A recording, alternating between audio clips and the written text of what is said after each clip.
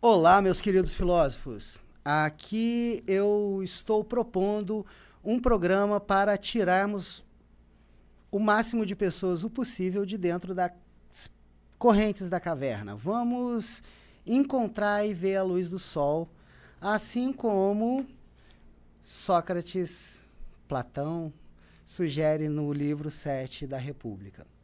Hoje eu tenho um dos maiores seres humanos que eu tenho prazer de conhecer, que eu convivi, que eu aprendi muito com ele, que é o professor Gilberto Dolerral, tá? Zanetti. Gilberto é meu amigo há anos. Ele é doutor em botânica na UFRJ. Eu sou mineiro, eu ainda tenho o hábito costumeiro de falar UFMG. Eu cresci com a UFMG do meu lado, a UFLA, e são tantas universidades públicas que nós brasileiros temos, né? É uma das coisas pelo qual nós temos que nos orgulhar. Ou não? Sempre. Exatamente. Então, Gilberto, eu te convidei como... Eu te convidei para fazer o nosso primeiro programa porque eu sigo o seu exemplo como ser humano há alguns anos. Assim, eu percebo que você é uma pessoa ponderada, você é uma pessoa que gosta de fazer o bem, você é uma pessoa que tem muitas virtudes e eu instintivamente admirava esse meu amigo como um amigo virtuoso, né? Eu espero que você não se envergonha com os elogios, né? Para quem não sabe, o Gilberto, além de professor, ele é terapeuta, tá? E em alguns anos atrás, quando eu fui aprender sobre terapia, eu tinha dores horríveis, causadas por inflamação na mão, no braço. E aí eu fui fazer cursos relacionados à acupuntura, aurícula, terapia em geral. E nesse período eu conheci o professor Gilberto. Nós dois ficamos amigos e desde então a gente tem uma relação de amizade aí dentro desse espaço de terapia, convivência em comunidade. Gilberto, falei muito, eu estou ansioso, viu, gente? O nosso primeiro episódio e ainda não deu certo mandar ao vivo, então acabou gerando um pouco de ansiedade. Eu espero que todos os filósofos aí compreendem e aceite a minha falta de experiência. Muito obrigado. Professor Gilberto, por favor. Eu, antes de qualquer coisa, Thomas, quero agradecer pelo prazer e pelo privilégio de estar aqui nesse primeiro programa, né? Isso, privilégio é meu. Caminho do Ser, que eu já comento aqui, desejo, do fundo da minha alma, que tenha sucesso, traga prosperidade para você e para todos nós, né? Pessoas que gostam e que se sentem cada vez carentes de um conhecimento, né? De um conhecimento filosófico, de um conhecimento sobre a humanidade. É verdade. Conhecimento sobre a humanidade. Eu gostei disso. Você é um professor, você deve entender de sociologia, né? O comportamento da sociedade, a gente tem várias opiniões. E aqui, quando eu estava idealizando esse programa, eu estava dando aquela folheada em um dos livros de Platão, que eu amo, O Banquete, A República. E aí eu tive um despertar. Eu falei assim, gente, um filósofo poderia dar umas opiniões simples que um prefeito poderia colocar em prática dentro do seu município.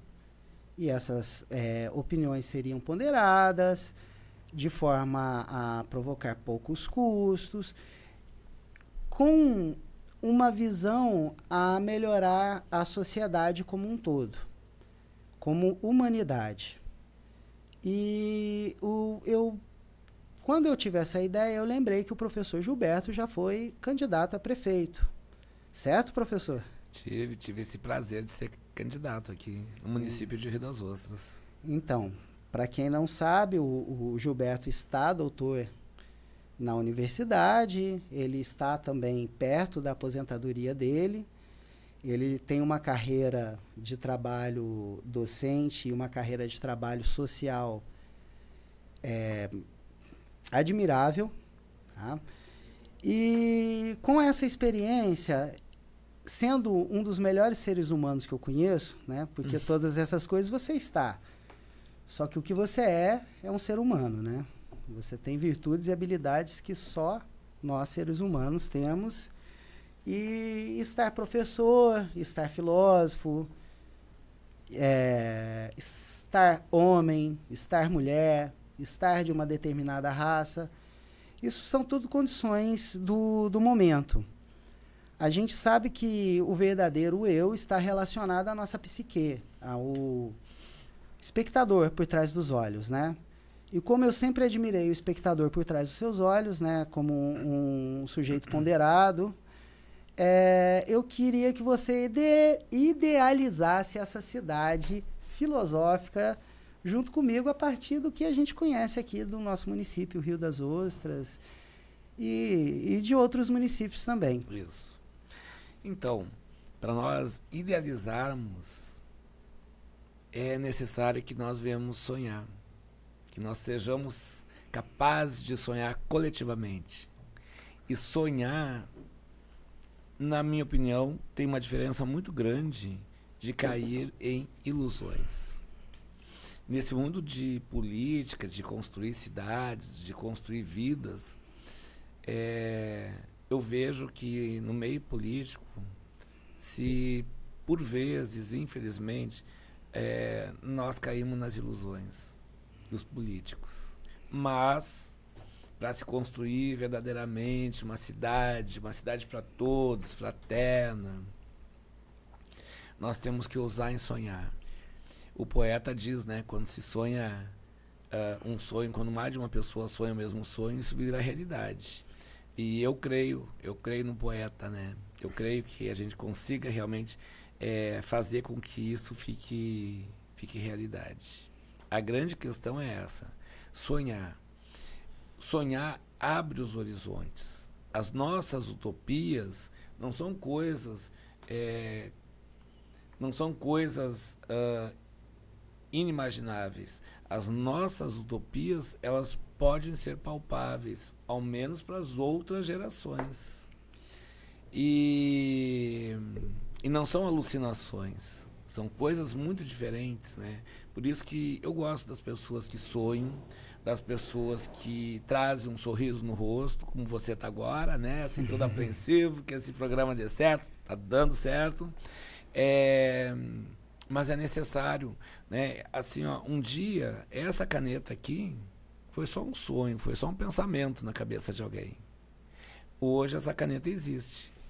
Mas, me presta essa caneta.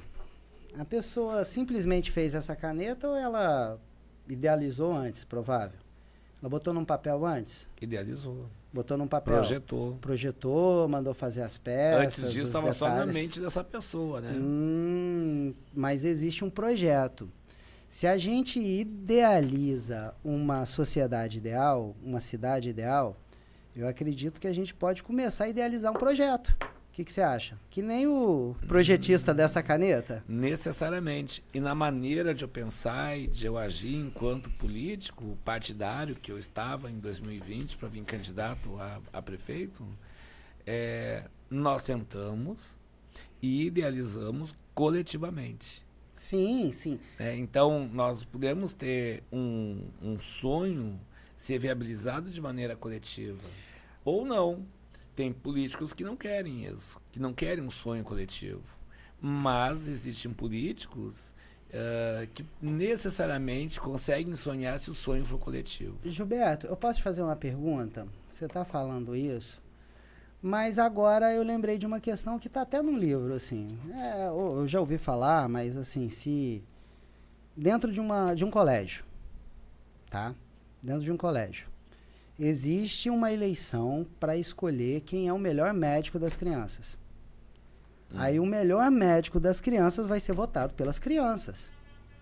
E aí dentro desse colégio, esse melhor médico, ele quer ganhar. E aí ele começa a dar doce para as crianças, começa a dar xaropinho de morango, começa a dar tudo que as crianças desejam, aquelas estão presas, entendeu? E aí, uma vez que ele libera tudo que as crianças querem, o médico que dá a injeção que cura, ele provavelmente não é o preferido das crianças.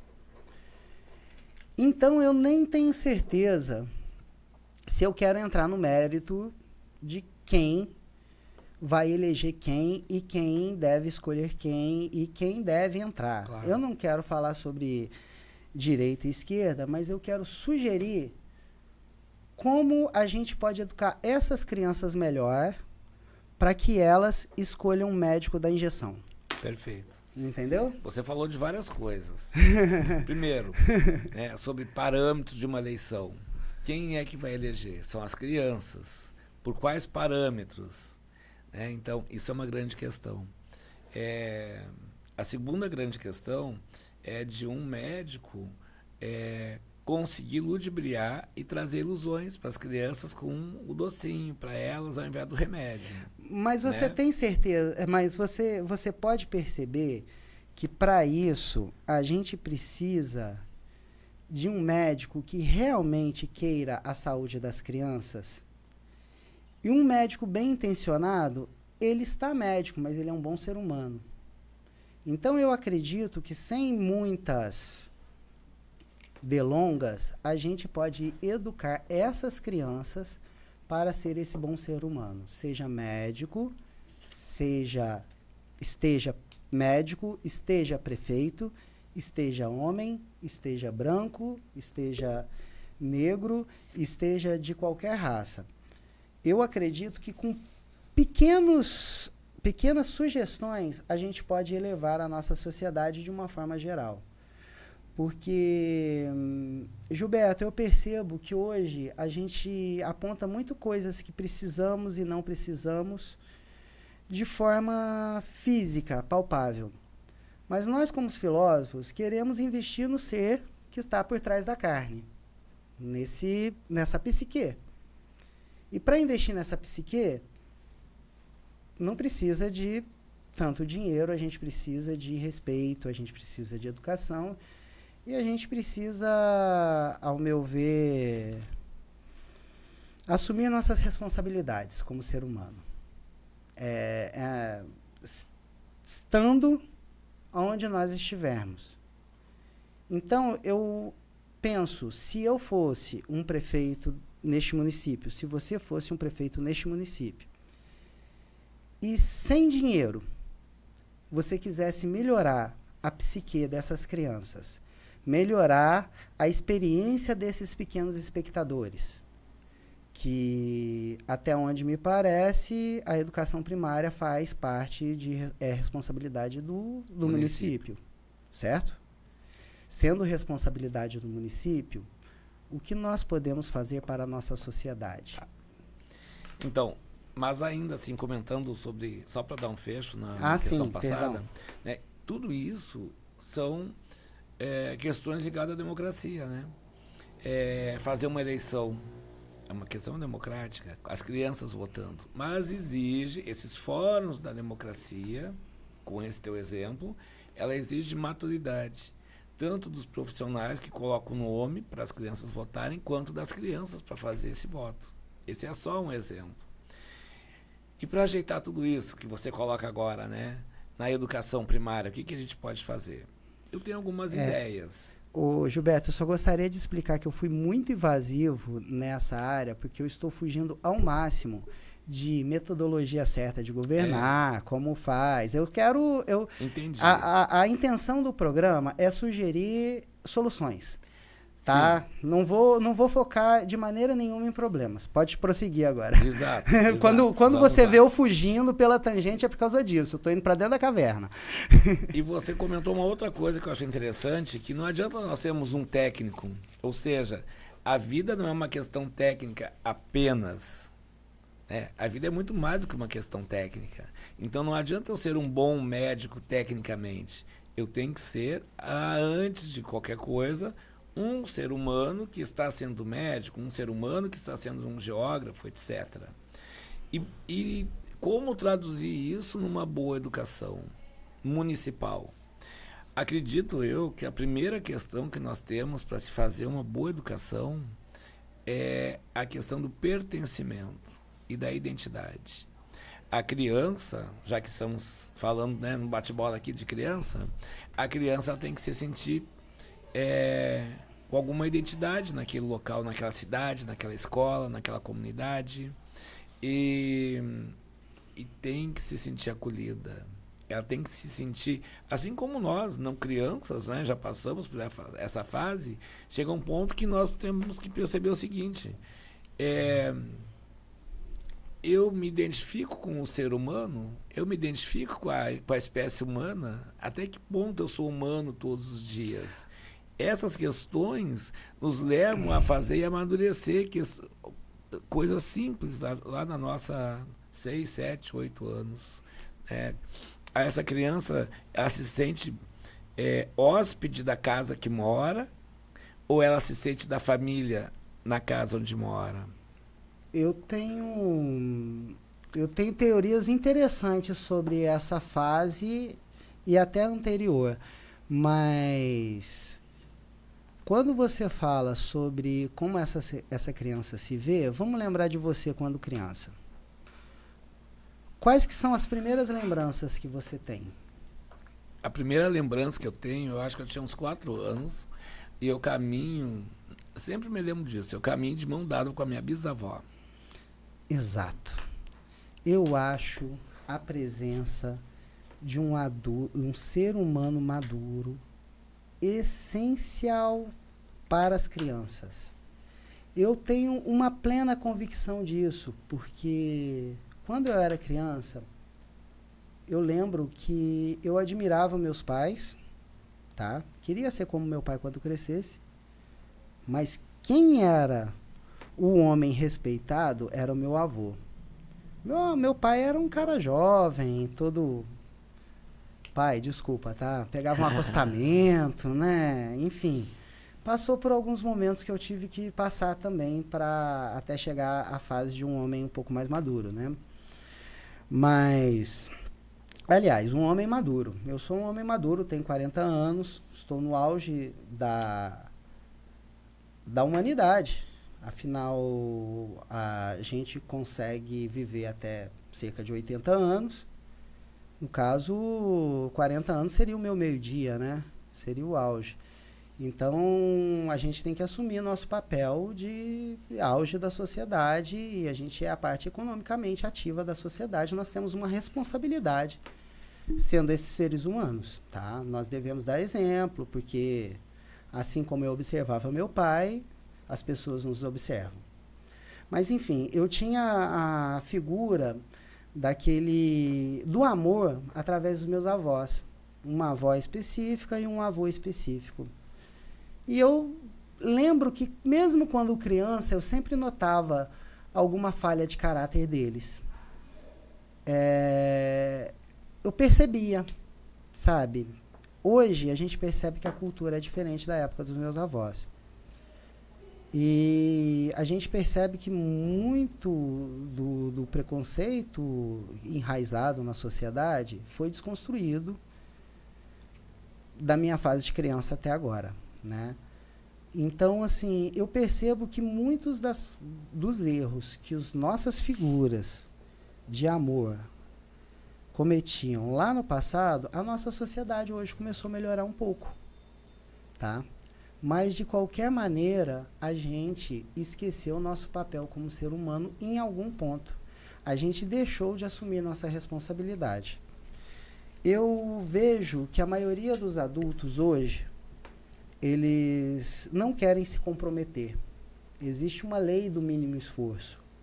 Quase como se a gente se desse bem fazendo pouco. Isso não me parece muita verdade. Mas, assim, gente, eu queria pedir perdão para os meus devaneios. Eu tenho TDAH, de vez em quando eu fujo, penso em outra coisa, volto.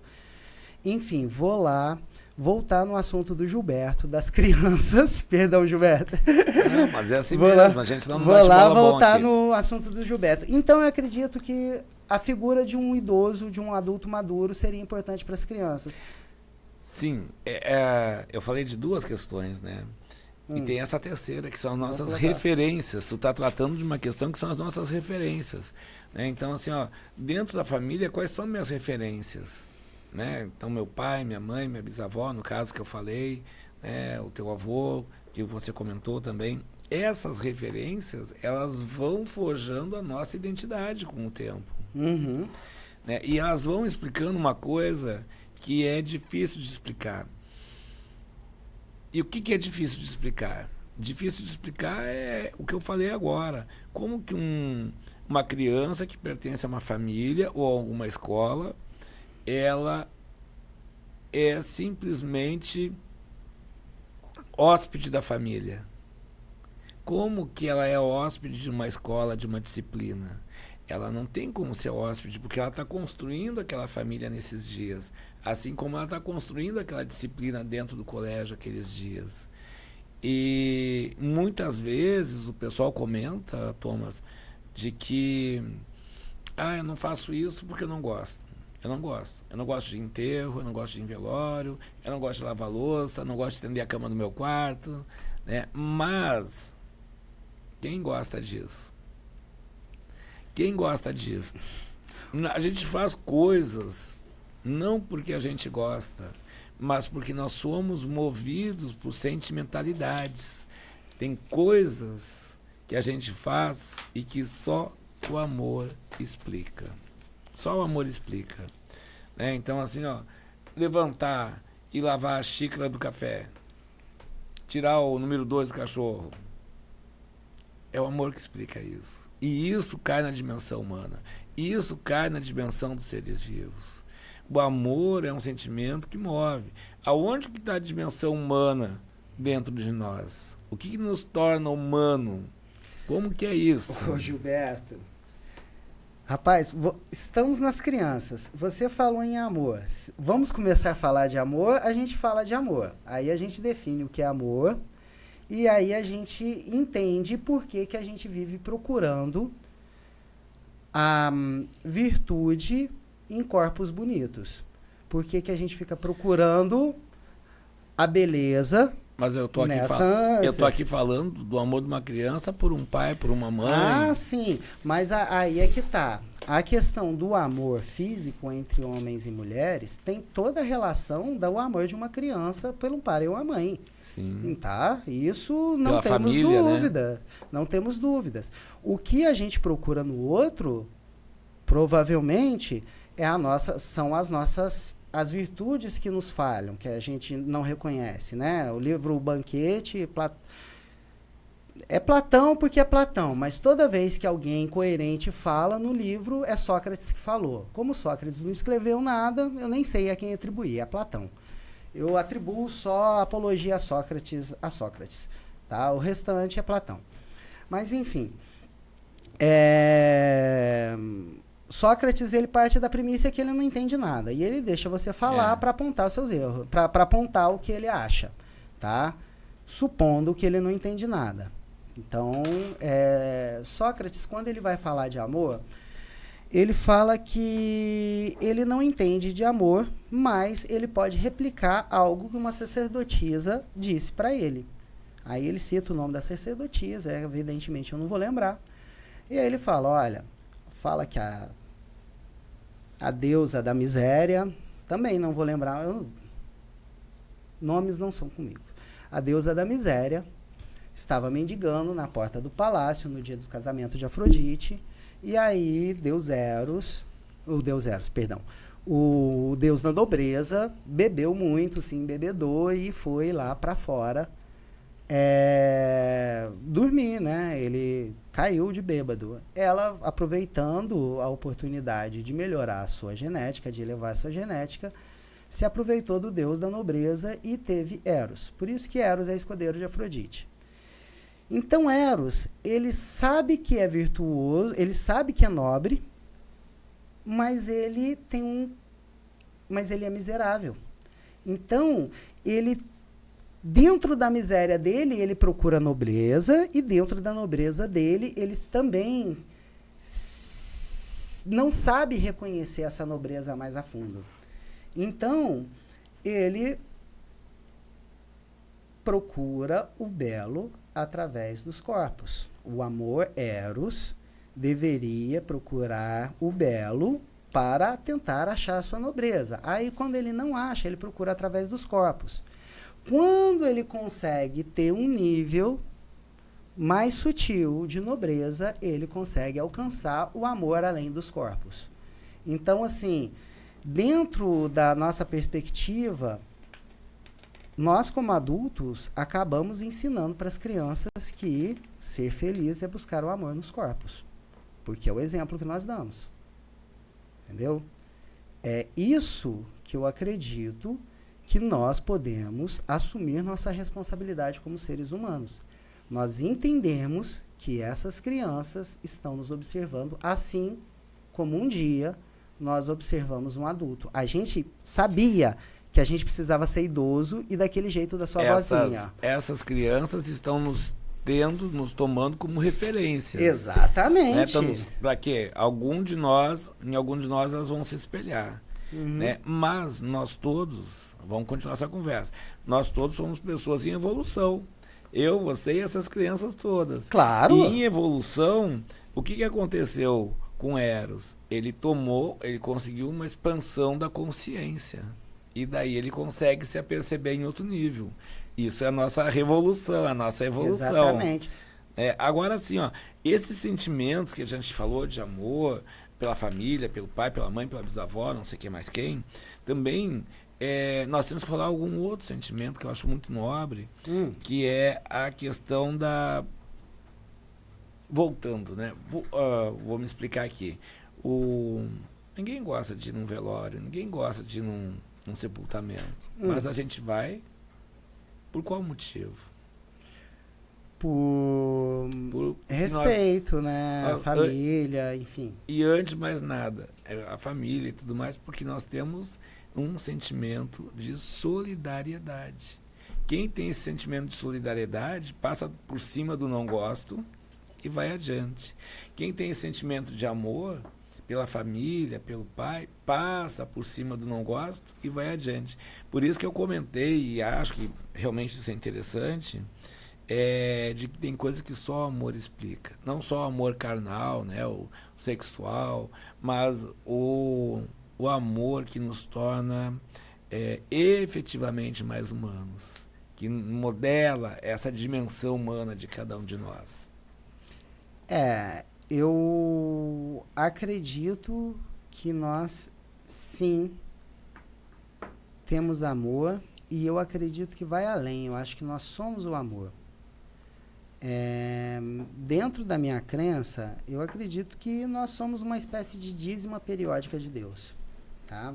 Nós somos uma explosão de Deus que está consumindo todo o mundo manifestado e está acontecendo, e, enfim, em um grau diferente dentro da nossa perspectiva. E eu acredito que nós, sendo essa partícula de Deus, nós estamos ligados a Deus de alguma forma. Você falou sobre um sonho. Eu não queria te interromper, mas Platão, ele projetou todo um plano das ideias. Ele projetou não, ele captou. Ele falou assim, olha, existe algum lugar que eu entendo como sendo dentro da minha mente, dentro da sua mente, dentro da mente de todos, que neste lugar existe um plano perfeito para cada coisa que vai acontecer no mundo. E aquela pessoa que consegue entrar melhor dentro desse lugar, capta melhor essa ideia e vai fazer a melhor ideia possível naquele momento. E aquela ideia vai liberada conforme for a hora que ela é liberada, dentro desse plano das ideias. A analogia da caverna de Platão, ele fala que um grupo de prisioneiros... Juliana, você poderia colocar aquela outra imagem que a gente tinha escolhido para contagem regressiva, só para até mostrar em que foi inspirada a arte do programa.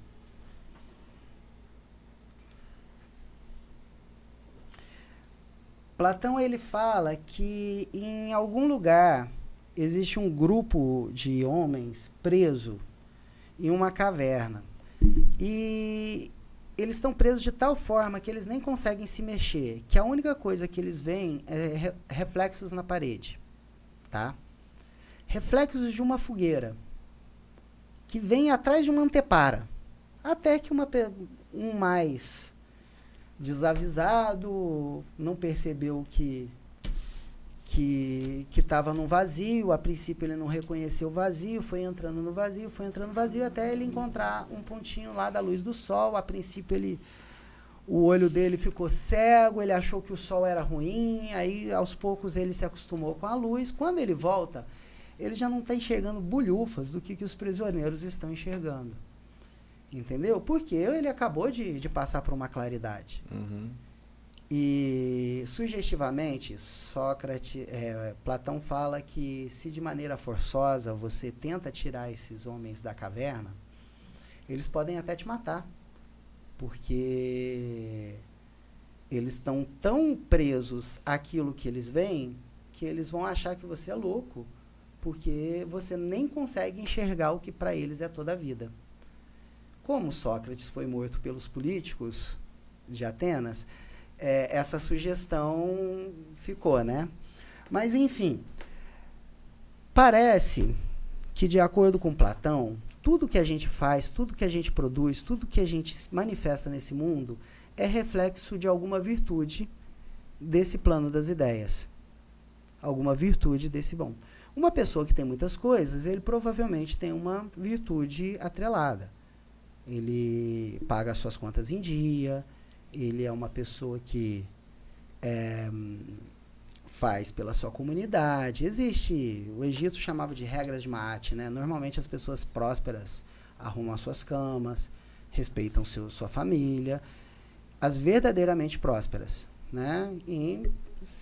Enfim, pode ter muitos defeitos atrelados, mas sempre que alguém se destaca nesse mundo manifestado, está ligado a uma virtude, tá? E a gente acha que tudo que a gente tem é tudo que a gente é. E a gente confunde o estar com o ser. Então, essas crianças, vamos voltar para as crianças. Vamos. A vida inteira aprenderam, descobriram, conheceram a vida, achando que o importante era estar. Porque todo mundo está preocupado com estar.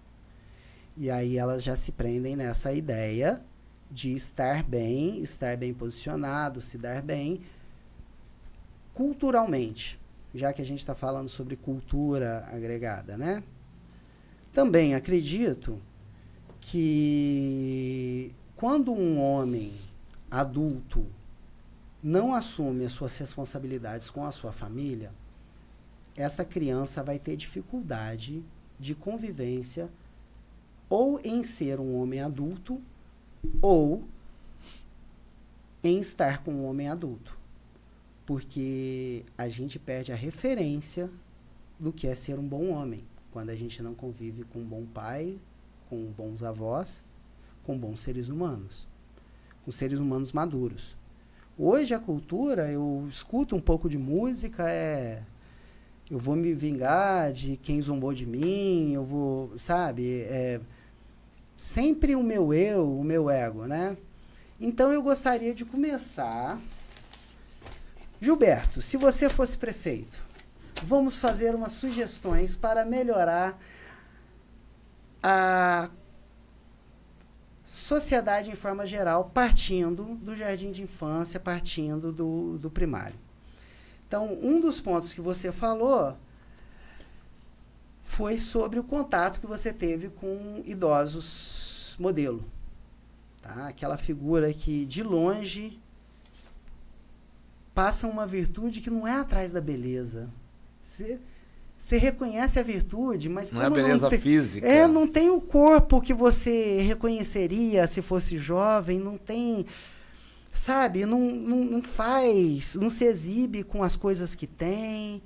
Sabe, aquela pessoa, sabe, lembra, você, espectador, lembra aquela figura de amor que você tinha quando era criança, entre os 5 e 7 anos, entre os 4 e 7, como foi seu caso, né? Da bisavó. 4 anos, Minha mãe, ela cita o tataravô dela, que foi um homem escravizado. Ele nasceu escravizado. E eu fico pensando que quando eu busquei em mim uma maneira de ser um homem melhor, eu não tentei buscar,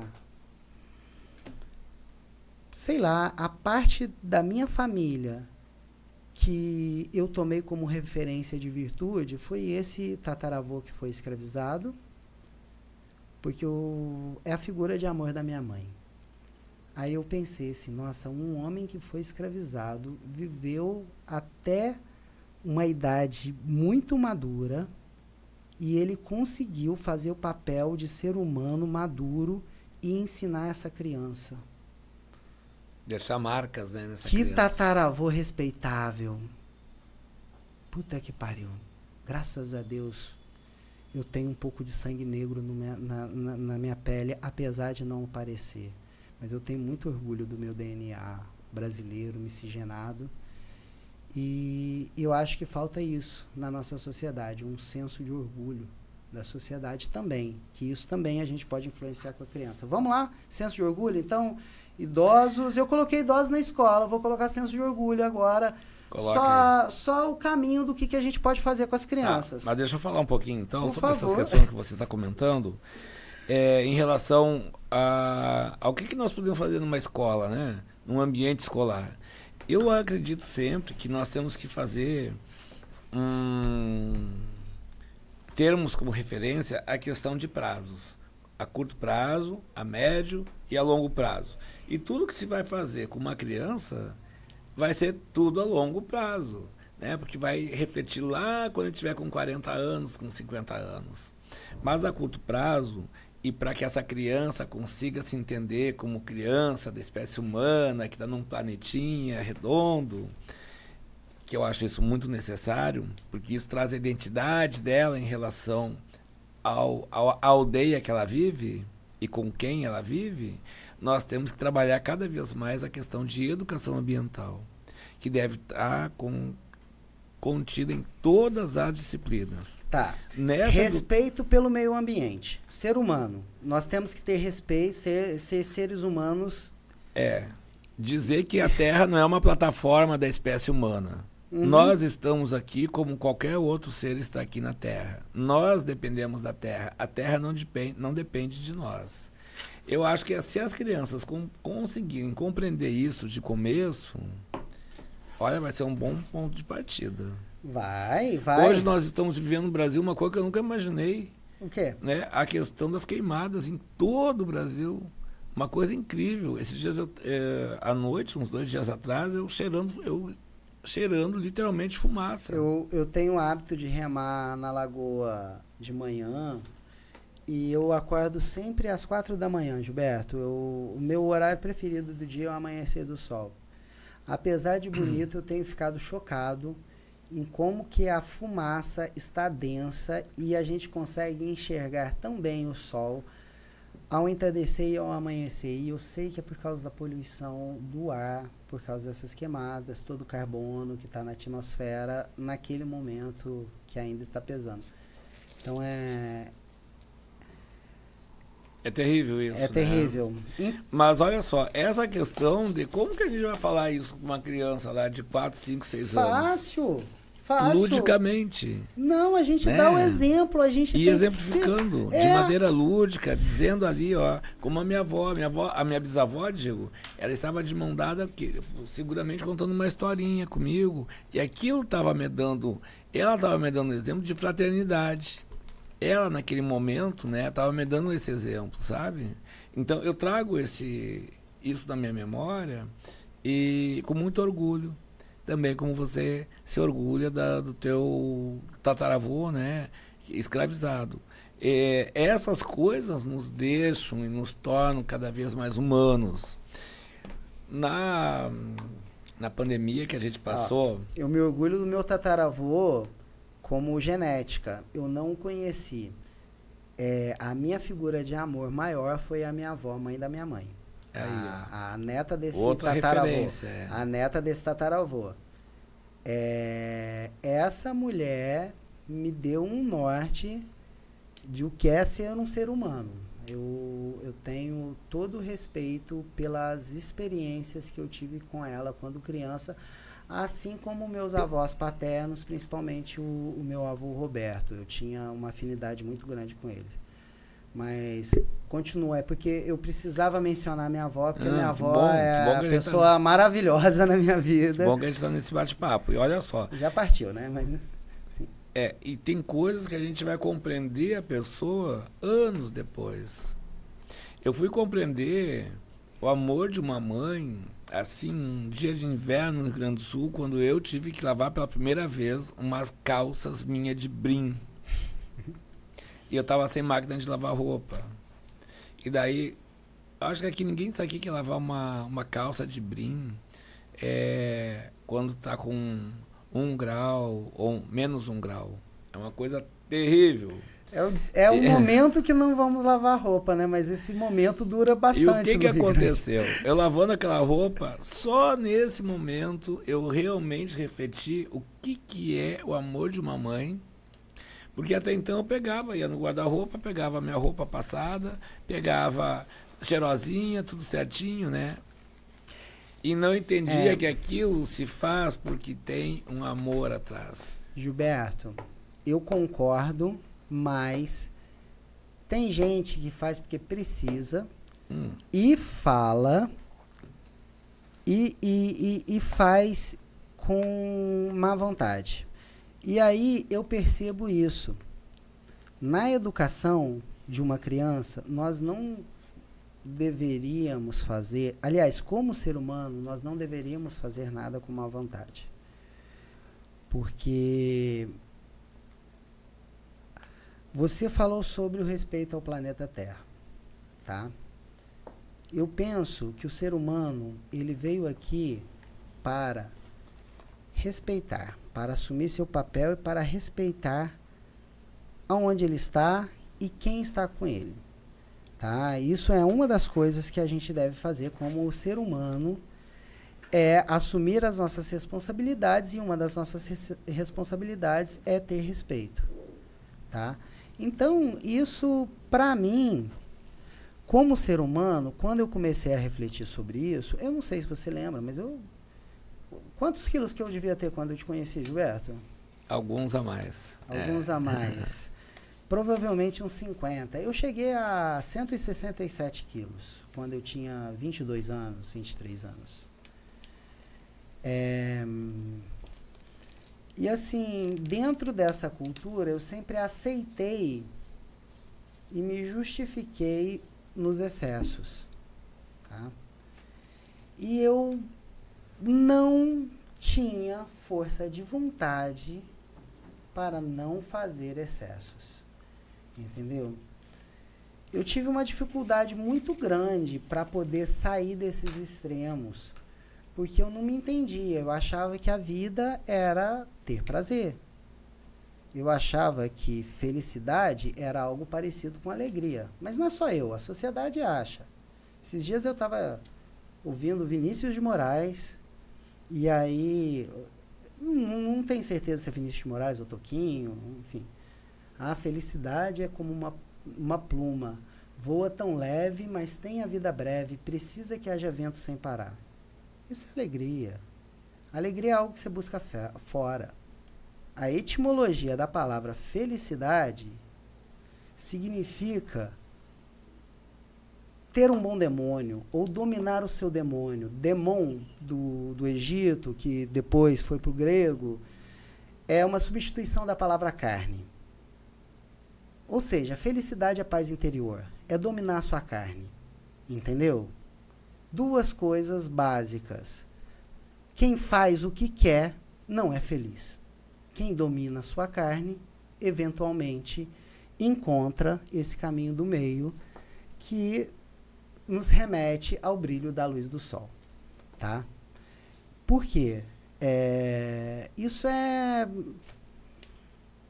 Quer falar alguma coisa sobre a minha conclusão? Porque eu falei aqui, você fez uma cara de curiosidade, eu gostaria de ouvir. Eu falo muito, Gilberto, você tem toda a liberdade de me interromper, tá, Não, amigo? tá ótimo assim. Olha só, mas você está falando uma coisa que é assumir o papel de cada um como ser humano. Né? Essa questão, eu acho que norteia muito a nossa conversa aqui, de assumir o nosso papel como enquanto ser humano que somos. Da espécie humana. Sim, né? Que habita esse planeta. Que habita esse planeta. E que habita esse organismo. Eu, com 167 quilos, não tinha respeito nenhum pelo universo pelo qual eu sou Deus. Entendeu? Porque eu sou teu conhecimento. Eu sou um Deus desse microcosmo que sou eu. Expandiu a tua consciência. E aí assumia. Se empoderou. Não é se empoderar. Como é que eu é? sou. Entendeu? Eu sou humano. É inerente ao ser humano ser responsável pelo seu corpo. Pelo corpo que você toma conta. Eu estava comentando bem no começo ali de que a pandemia me fez pensar em algumas coisas. Né? Todos nós. Todos nós, né? Porque era uma coisa... Quem imaginou que passaríamos por coisas de livro, que nem né? aquele carinha na cabeça ali, ó, preso então, assim, ó, aos desejos.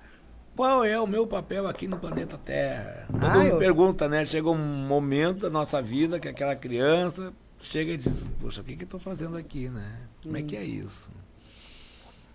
E eu estava vendo e me inspirando ali, estava numa rede, final da tarde, me lembro muito bem disso, foi uma coisa muito significativa para mim.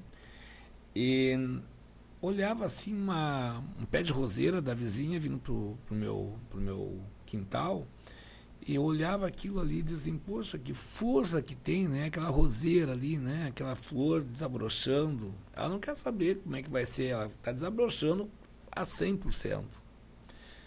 Olhei para minha vizinha, tinha já bem no entardecer, um monte de vagalume, coisa mais difícil agora, né?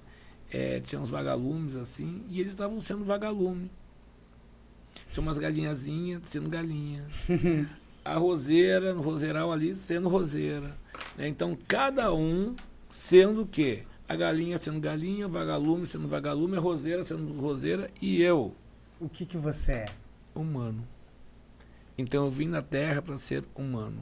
Essa foi a minha conclusão conclusiva. Né? Poxa, então você vai ser humano? Vou ser humano. Né? Então, eu sempre lutei. Olha a conclusão do biólogo, há 3 anos de se aposentar.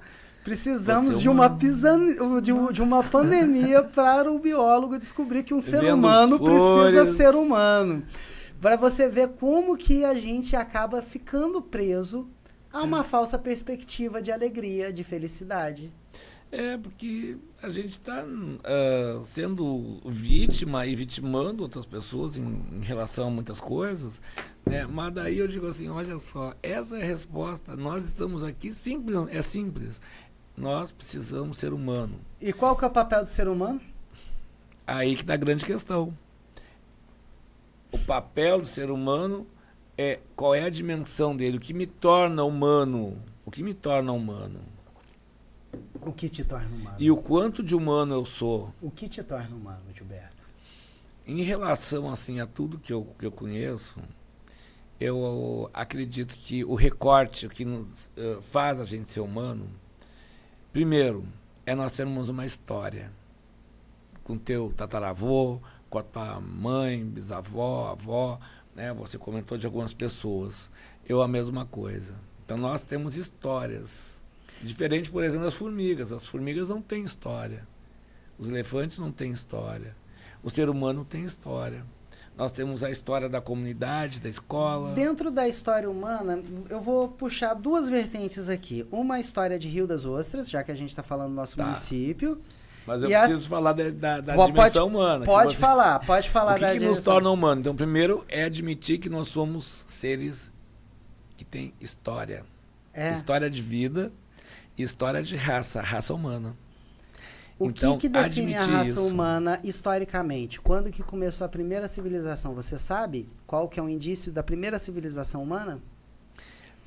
essa palavra aí, civilização, a gente tem que Não, entender sociedade como. humana. Quando eles falaram assim, não, esse povo aqui era hominídeo. Esse foi uma comunidade hominídea, a mais antiga. Você sabe? Ah, tem bastante, são 100 mil anos, pelo menos. Mas você sabe? Hominídeos Não, mais... os seres humanos, Homo sapiens, que Homo significa... sapiens. Homo sapiens, que... Homem sábios, né? Homo sábio.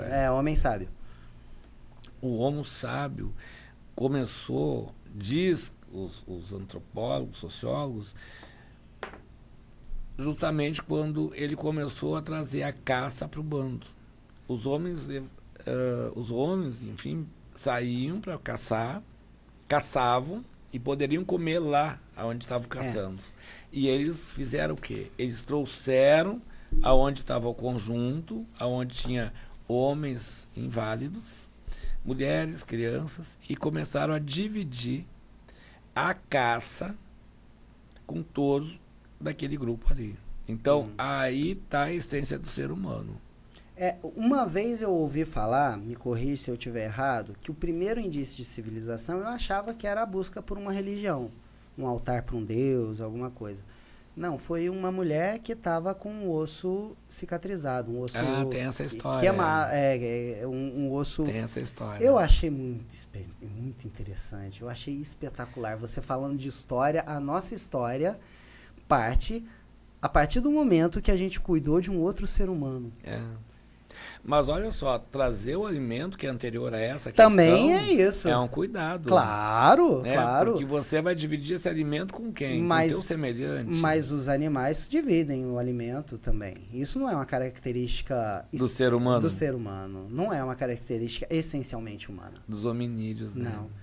Passear também não, viu, Gilberto? Sinto muito. É claro que não. Você fala pro seu cachorro, vamos passear, se ele não tá com a coleirinha lá balançando. Mas eu não entendi de onde que surgiu o passear. O passear. É porque a gente fica achando que nós, seres humanos, temos que contemplar o belo. Nós somos o quê? Valquíria da mitologia grega?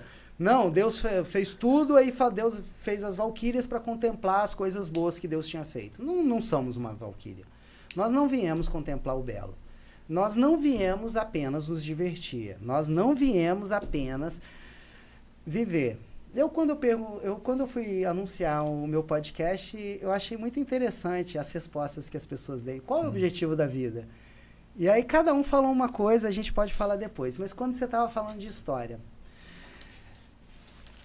eu gostaria de concluir o assunto das crianças, porque senão a gente não vai embora. As crianças, primeiro... A primeira idealização para a gente sugerir para o nosso prefeito hoje, para o nosso ou qualquer outro prefeito. Eu acredito que nós devemos colocar idosos modelos das comunidades que circundam aquele colégio municipal para falar com as crianças como que era o tempo na sua época, como que era, como se fosse uma palestra de um profissional muito importante, sabe? Porque esse é um ser humano maduro. Essa pessoa tem algo para passar para as crianças, para dar um senso de respeito e comunidade ao outro, ao mais velho. Eu nunca consegui ver um idoso a forma de ver qualquer um.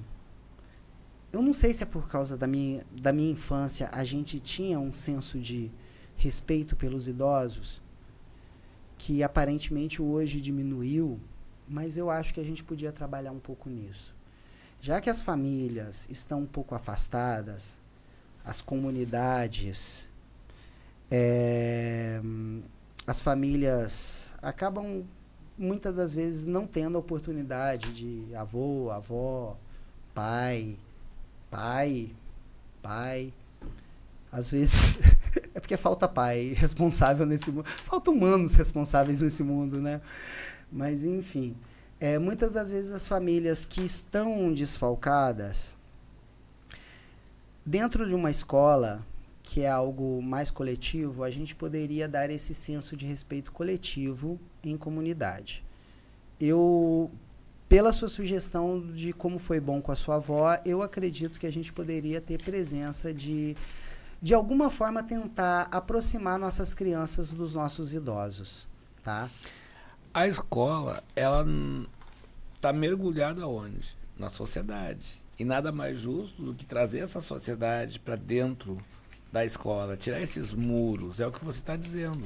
Né? Traz aqui, né? Vamos ver, vamos conversar, vamos sentar.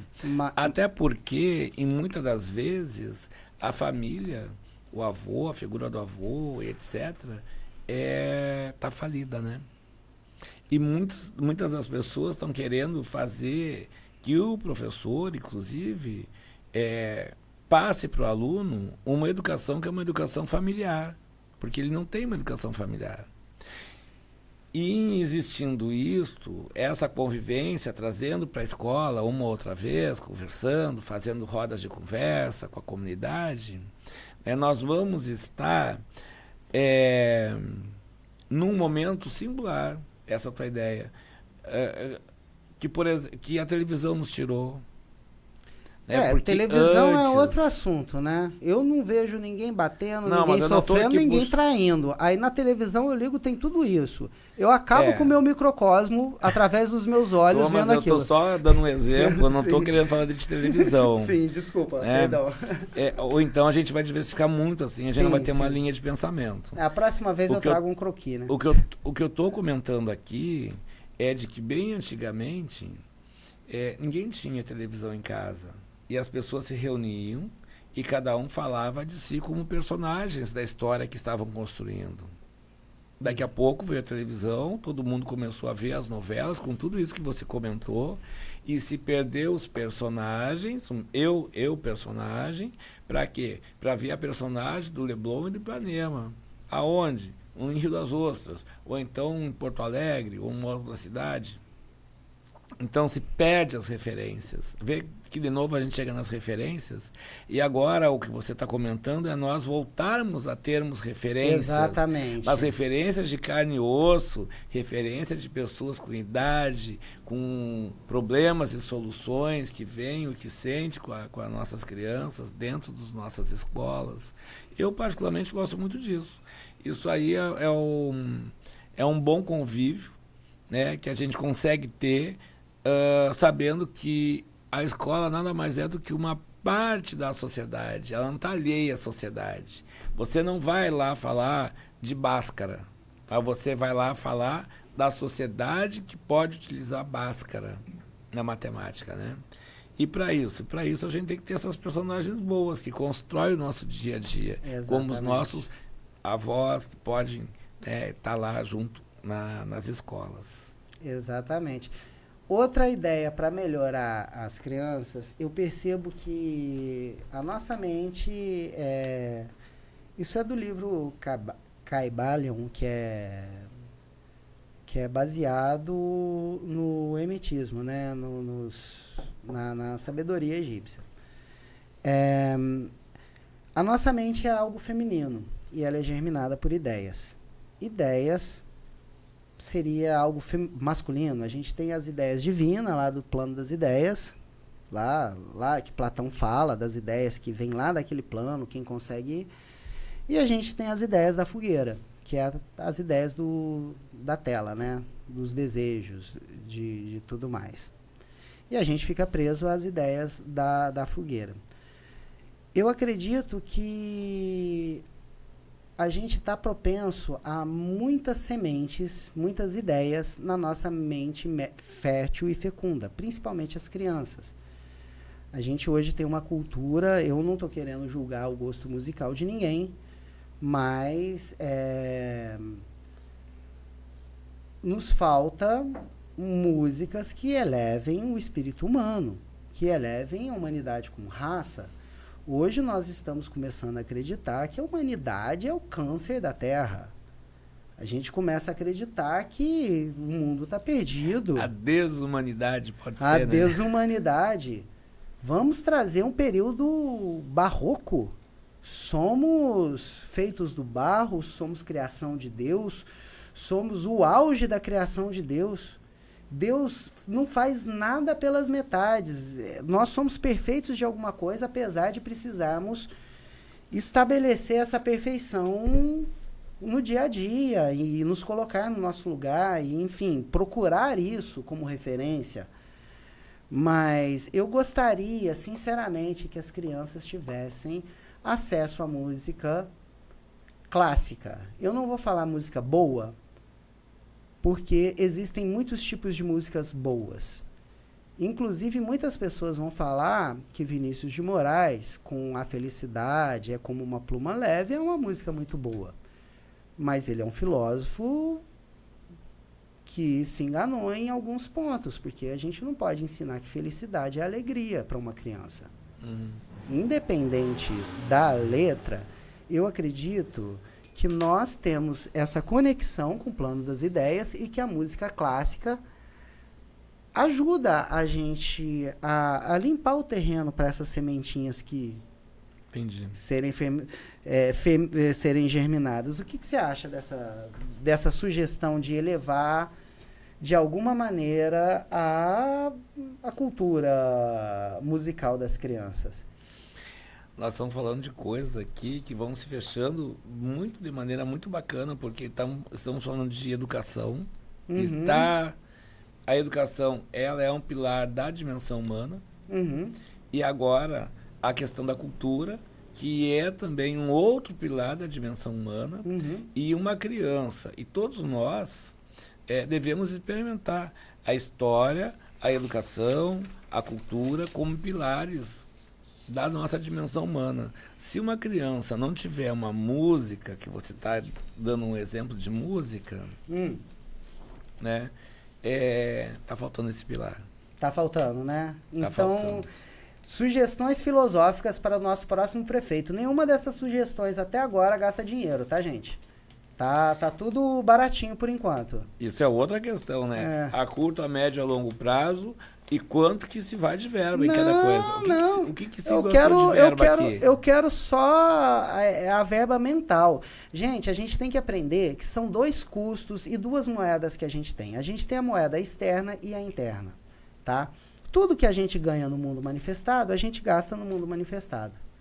E tudo que a gente produz dentro da nossa cabeça, a gente gasta dentro do nosso corpo. Então, preste muita atenção nos seus pensamentos, tá? Ideias de raiva, ideias de vítima, como a vida foi ruim comigo, como foi difícil aquilo, por que aconteceu? Libera perdão, aceita o seu processo, porque você vai aprender com as suas experiências, tá? Quando a gente olha para fora, nós nos perdemos. Quando nós ficamos no centro, nós entendemos que o importante é o alimento interno, tá? Seja responsável por cada dopamina, noradrenalina, cada hormônio que você permite produzir na sua cabeça divina, tá? Não fique preso às coisas externas, porque quanto mais externo você olha, mais a gente vai querer deixar o nosso demônio solto, alimentar a nossa carne, tá? Internamente, a gente reconhece que o único valor que nós precisamos é estar em paz com a nossa consciência, é estar em paz com o que a gente pensa, com o que a gente acredita. E não adianta você agir certo dentro de uma sociedade e pensar o errado, porque senão você nunca vai ter paz. Então, comece a acreditar certo. Eu percebi que nós, seres humanos, somos essencialmente bons, tá? Todos eticamente. Nós somos éticos, nós somos essencialmente bons. A gente se convence que o que a gente está fazendo é bom, tá? Quando a gente erra. Então, quando a gente erra porque a gente se convenceu do errado.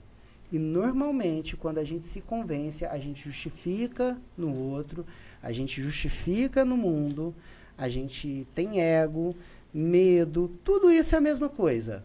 Tudo isso, desculpa, tudo isso é a mesma coisa. É ego. Medo é ego. Você quer cuidar de si, quer cuidar da sua família. Você está num grau Quando você percebe as coisas iluminadas pela luz do sol, o valor do outro ser humano, como ser humano, você fala, nossa, eu sou responsável porque eu preciso jogar esse ser humano para frente. A humanidade é o que eu sou. Entendeu? De certa forma, toda a humanidade, em algum lugar, a gente sente um. Sabe? Aquela coisa, todos somos um e tal. Então, eu gostaria de tentar despertar esse sentimento nas crianças. Então, fechando com as crianças, música clássica, idosos na escola. Foi falado mais alguma coisa? A questão da educação ambiental, né? A questão da educação ambiental, eu coloco no ensinar, no sugerir o respeito pelo todo. Assumir seu papel de responsabilidade. É tanto ambiental quanto o corpo, quanto com a cultura, quanto com a mente.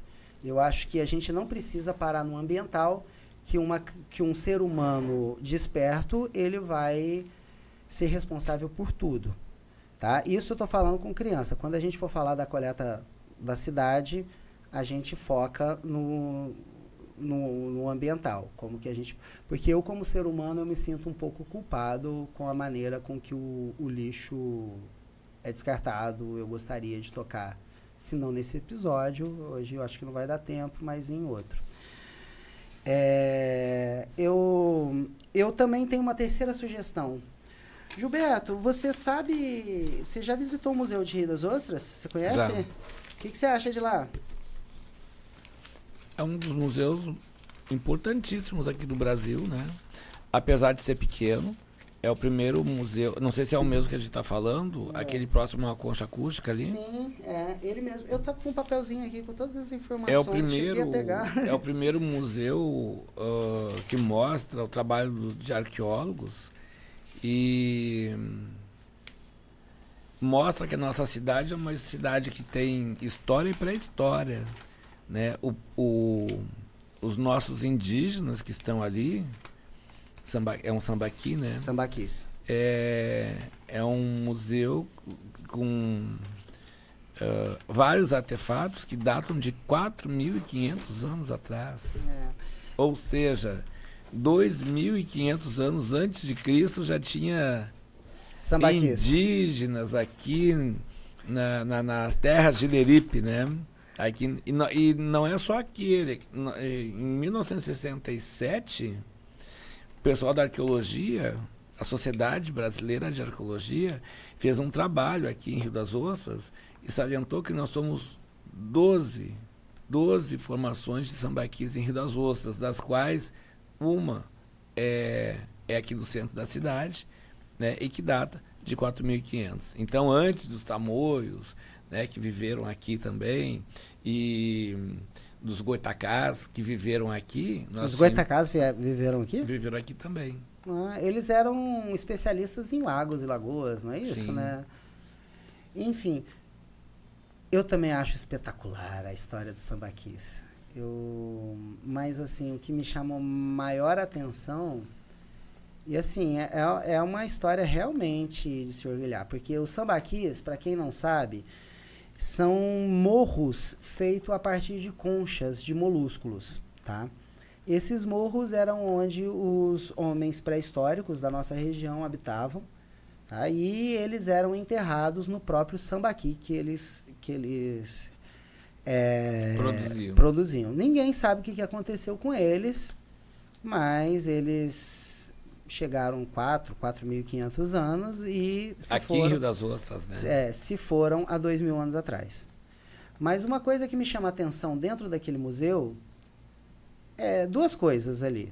Um é um fator humano que, observando os sambaquis, eu percebo que lá no museu dá para você ver direitinho a linha de quantos anos aquele sambaqui... 4.000 anos o sambaqui começou, e quando ele começa com molúsculos. Senhor Gilberto, você que é um biólogo, você ficaria orgulhoso de ver um ser vivo daquele. E aí, conforme o tempo vai passando, os molúsculos vão ficando cada vez menor. Os molúsculos diminuíram, provavelmente por causa do consumo de molúsculos grandes, que foram não dando tempo de crescer, e os maiores foram cedendo espaço para os menores, eles foram perdendo genética, né? Tamanho durante a genética, e provavelmente eles se foram por motivos tipo falta de alimento no local, e como os homens eram caçadores-coletores nômades, né? Então, super compreensível que eles tenham saído, porque a quantidade de alimento diminuiu. Ou você acha que não? Essa é a opinião? Possivelmente. Possivelmente. Mas o que me chamou a atenção não foi nem os sambaquis, né? Porque os sambaquis, afinal, eles eram homens pré-históricos e aí consumiram demais e não sei o que mais, tiveram que liberar a casa e promover outra coisa. Não foram bem-sucedidos na manutenção dos molúsculos grandes, né? Foi o que eu percebi, foi um primeiro olhar. Uma percepção tua, uma percepção. Deixa eu comentar uma coisa que é bem interessante. Fala. Tudo isso que nós estamos comentando, nada foi ensaiado, né? Não. Vamos ressaltar isso. Não, eu nem imaginava de falar de sambaqui hoje aqui. É o meu lugar preferido, cara. Eu amo aquele museu. Sabe por quê? E não vou falar do sambaquis. Tem um cara, eu vou ler o nome do museu, tá? Museu de Sítio Arqueológico Sambaqui da Tarioba. Casa de Cultura Bento Costa Júnior. Bento Costa Júnior, você sabe quem que foi esse homem? É um médico, né? É um médico. Você sabe o que esse médico fez na vida? Não, daí também não. Não? Não tô lembrado. Você sabe qual que é a história do Brasil na Primeira Guerra Mundial, Gilberto? O corpo de guerra do Brasil, o que ele foi fazer lá? A gente mandou um navio com 200 médicos para a Primeira Guerra. E esses 200 médicos fizeram um trabalho louvável. Eles salvaram muitas vidas. Eles trabalharam incessantemente atrás daquelas linhas, né? Como que aquelas valas que eles faziam, como que chamava aquilo, né? Aquilo lá era só lama, rato. Fizeram um trabalho lindo lá. Quando o Brasil foi mandar um corpo de guerra, o navio de guerra brasileiro, eles pegaram uma gripe espanhola, morreu parte da população, chegaram lá em frangalhos e lá eles ficaram em quarentena e até a guerra acabar. Quando a quarentena acabou, a guerra acabou. Então o Brasil não matou gente na Primeira Guerra Mundial. O Brasil foi humano. O Brasil salvou a gente. Salvar, né? Salvar a gente. E esse cara, ele era um jovem quando ele foi para a guerra, né? Quando ele volta, ele faz a sua carreira de médico no Rio de Janeiro, e aí ele compra um barracão, ali onde tem aquele sítio arqueológico, e existiam alguns pescadores na região. Isso foi na década de 40, se eu não me engano. E aí ele, como médico, ele começa a cuidar desses trabalhadores, tá? Desses pescadores. E ele tem um histórico médico dessas pessoas. Ele foi um agente social, ele foi um médico, e ele foi um fundador de Rio das Ostras. Eu me emociono muito com a história desse ser humano. Toma uma água aí, rapaz. A gente precisa de mostrar para essas crianças que nós temos exemplo na nossa cidade. Ou seja, ele foi mais que um médico, né? Ele foi gente. Ele foi um humano. Humano. Ele estava médico, ele era um ser humano incrível. Eu amo aquele lugar, simplesmente amo. Gostaria de pedir para todo mundo que assistir esse programa e conseguir visitar Rio das Ostras. E vá até ali, né? Que vá até ali. Fica bem no centrinho, né? É Praia do Centro ou a Boca da Barra ali? É na Praia do Centro, aquilo ali. E fica bem pertinho da Concha Acústica, que é fácil de chegar. Né? Eu vou até passar o telefone aqui deles. Tem visita no museu de 15 em 15 minutos, de meia em meia hora. O horário é de segunda a sexta, de 9 da manhã às 18 horas. E sábado, das 13 horas às 18, tá? E o telefone para agendamento é 2764-1768. Quantas horas são, Gilberto? Tem mais um pouquinho, acho. Tem mais um pouquinho? Uns 10, 15 minutos.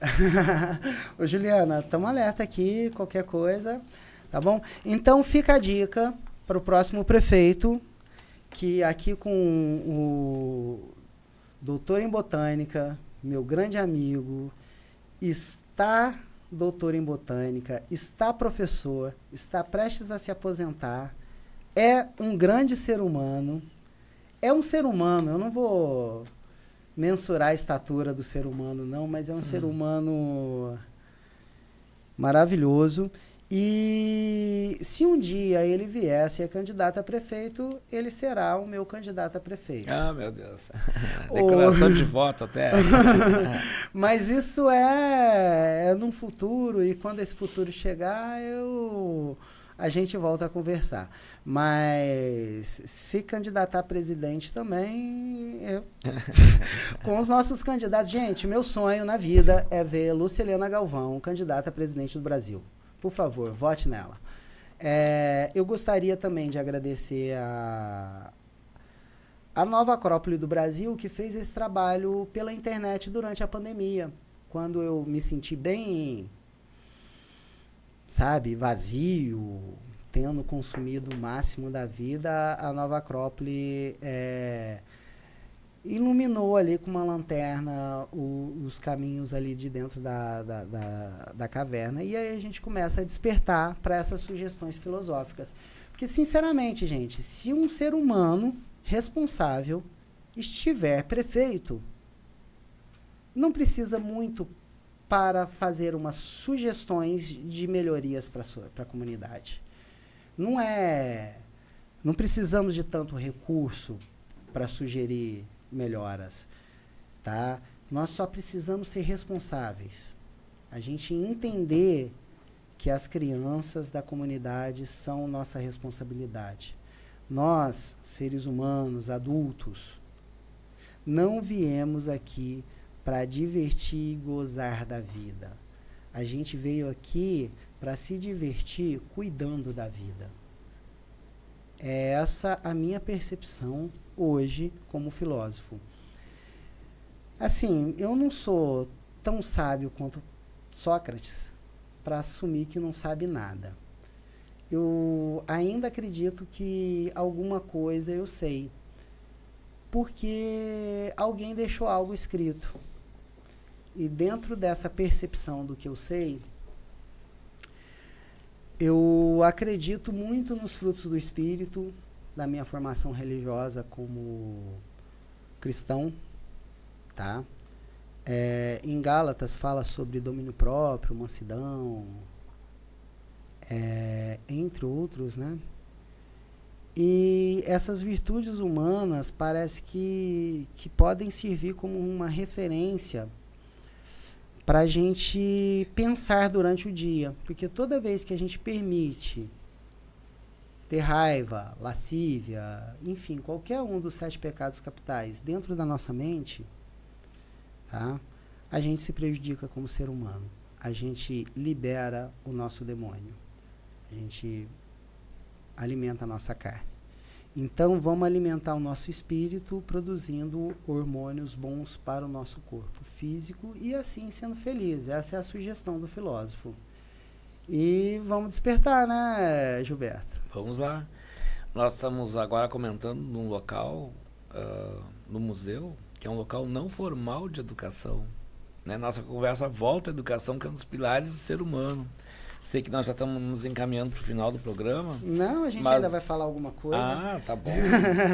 Mas eu acho assim, que vale a pena a gente colocar essas questões, que são questões simples, como a poesia é uma questão simples, como, né, eu vou citar aqui uma pessoa que me ilumina sempre, Cora Coralina. Uma doceira que aos 60 e tantos anos, né, tem seus livros lançados e hoje, pós-morte ainda, todo mundo não, mas muitas pessoas que leem as suas poesias, os seus escritos, conseguem se aperceber que ela é uma pessoa iluminada.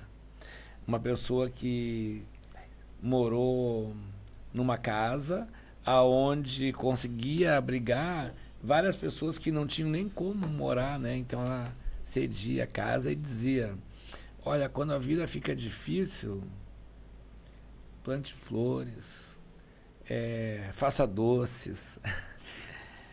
Então, ou seja, vá lá para o fundamento da vida, né? te congrega com a natureza, os teus alimentos, porque isso faz a gente pensar, será que eu vivi muito, como Cora Coralina dizia, ou vivi pouco? Não sei, mas eu vivi. Pablo Neruda diz, confesso que vivi. Ai, gente, eu li esse livro, eu peguei uns trechos desse livro do Confesso que Vivi, do Pablo Neruda. Ele viveu atrás de prazeres e desejos. Pelo livro, né? Então, não indico, tá, gente? Se quiser indicação de livro, só perguntar. Um livro para indicar é Platão, Banquete. Vamos entender de amor, né? Cora Coralina também. Cora Coralina. Então nossa aí. Me indique, porque eu nunca li Cora Coralina. Tem uma meia dúzia de livros que você pode comprar diretamente no Museu Cora Coralina, online. Maravilhoso. Eu vou querer ver. Gente, eu gostaria de dar uma indicação aqui, porque eu a vida inteira me senti incompetente por não ter facilidade para os estudos. Eu não tenho facilidade de ficar parado no mesmo lugar, eu não tenho facilidade de várias coisas. E há pouco mais de um ano eu descobri que eu tinha TDAH, e aí eu percebi que eu sou diferente em algumas questões, tá? Uma delas é a maneira de se aprender, tá? Eu não tenho facilidade de ler. Eu dizia que eu não gostava de ler, tá?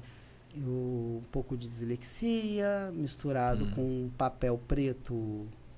Não, letra preta, papel branco, não tem atrativo nenhum para uma pessoa com uma mente colorida como a minha. Então eu achava que eu não gostava de ler, apesar de gostar muito de sabedoria, de conhecimento. E aí, quando eu descobri que eu tinha TDAH e todas essas questões, eu comecei a absorver audiobooks enquanto eu tinha tarefas rotineiras. E eu percebi que a tarefa rotineira não me prende. Toda hora meu cérebro pensa em alguma coisa, eu saio e... Mas quando eu coloco um audiobook, o meu cérebro, como é chato a tarefa rotineira, ele está completamente atento no audiobook. Então, se você... se identifica, mesmo que você não tenha um laudo, faça o teste de ouvir um audiobook. Eu perdi muitos bons... Eu perdi, não. Eu estou lendo todos. Mas, assim, eu deixei de ler muitos bons livros na infância por essa dificuldade com a habilidade. Depois que eu descobri isso, eu consegui absorver bons livros da cultura geral, tá? E um deles será Cora Coralina. Agora, uma indicação de um livrinho aí simples para quem está começando é O Cavaleiro Preso Dentro da Armadura. Tá? Esse é um livro espetacular, tá? Com várias sacações filosóficas, pouquíssimo conhecido, me tocou muito. Tá? O Platão, para entender um pouco, o Banquete, para entender um pouco mais sobre como a humanidade via o amor há anos atrás, e dentro do livro Banquete você vai ter a opinião de várias pessoas. A mais coerente é sempre a de Sócrates, mas pode ler que é uma leitura espetacular. Tá? Platão é sempre espetacular. Falou que é Platão e não é uma das cartas apócrifas, porque as cartas apócrifas só uma é certeza que é de Platão. Mas falou que é Platão, leia que você vai se dar bem. Gilberto, dentro dessa nossa conversa, foi bom, viu? Gostei. Também. Gostei. Estamos inaugurando bem esse programa. Estamos, mas eu sabia que eu ia inaugurar bem, meu grande amigo Gilberto. Gilberto, qual o trabalho que você exerce hoje dentro da universidade? Em que você está atuando? Olha, eu trabalho especificamente mais ligado à área de saúde, curso de farmácia, e digo que eu sou um professor de PICs e PANCs. PANCs, que são as plantas alimentícias não convencionais, e PICs, que são as práticas integrativas e complementares em saúde. Então, nessas práticas eu destaco a as plantas medicinais. Então, plantas medicinais alimentícias não convencionais. Gilberto, você atualmente você está num curso relacionado a cannabis medicinal ou eu estou enganado?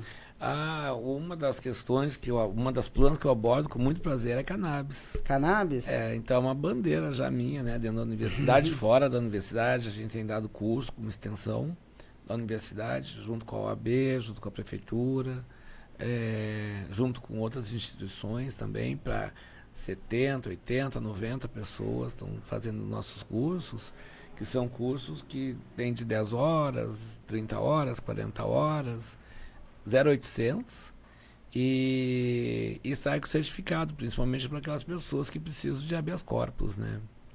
Aonde a gente aborda a questão da história da planta, a legalização da planta e da medicação, ensina a fazer uma extração também e o cultivo da planta, a gente fala bastante sobre a questão farmacológica, né, as formas farmacêuticas que se obtém.